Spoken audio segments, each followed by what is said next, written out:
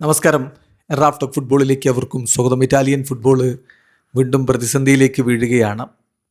കഴിഞ്ഞ 3 വേൾഡ് കപ്പുകൾ അവർ ക്വാളിഫൈ ചെയ്തിട്ട് പോലുമില്ല. അടുത്ത വേൾഡ് കപ്പിന് എങ്ങനെയും ക്വാളിഫൈ ചെയ്യണം, യൂറോ കപ്പിൽ മികച്ച പ്രകടനം നടത്തണം. ഇതിൻ്റെയൊക്കെ ഉദ്ദേശത്തിൽ അവർ പുതിയൊരു പ്രൊജക്റ്റ് തുടങ്ങിയതാണ്. അതിന് അവരുടെ ഇതിഹാസ താരം പൗലോ മാൽദീനിയെ തന്നെ ടെക്നിക്കൽ ഡയറക്ടറായി വെച്ചു. ആ അഡ്വൈസറായിട്ട് ബ്രസീലിയൻ മുൻ താരം ലിയനാർഡോയും അവർ അപ്പോയിൻ്റ് ചെയ്തു. പക്ഷേ എന്താ സംഭവിച്ചത്?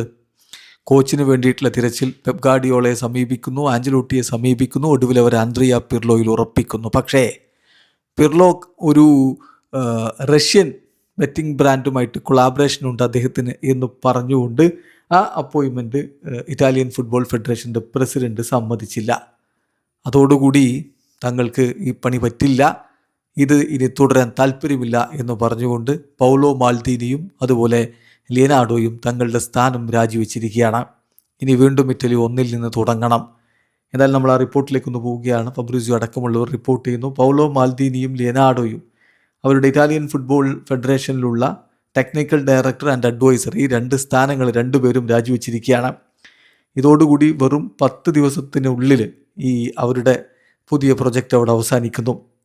പ്രസിഡന്റ് മലാഗോ ആൻഡ്രിയ പിർലോയെ കോച്ചായിട്ട് അപ്പോയിൻ്റ് ചെയ്യുന്നതിനെതിരെ നിന്നതാണ് ഇത്തരത്തിലുള്ളൊരു തീരുമാനത്തിന് കാരണം.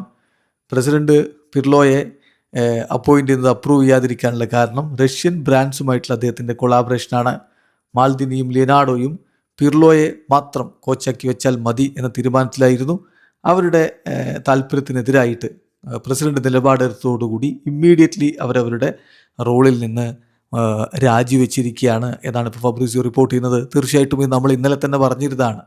ആൻഡ്രിയ പിർലോയെ കോച്ചാക്കില്ല എന്ന് തീരുമാനിച്ചതോടുകൂടി പൗലോ മാൽദീനിയുടെ രാജി ഏത് നിമിഷവും പ്രതീക്ഷിക്കാമെന്ന്. മാൽദീനി രാജിവെച്ചു, ഒപ്പം ലിയനാർഡോയും പുറത്തായി. വീണ്ടും ഇറ്റാലിയൻ ഫുട്ബോൾ പ്രതിസന്ധിയിലാണ്. വീഡിയോ അവസാനിക്കുന്ന ഫുട്ബോൾ ലോകത്തെ കൂടുതൽ വിശേഷങ്ങളുമായി റാഫ് ടോക്സ്.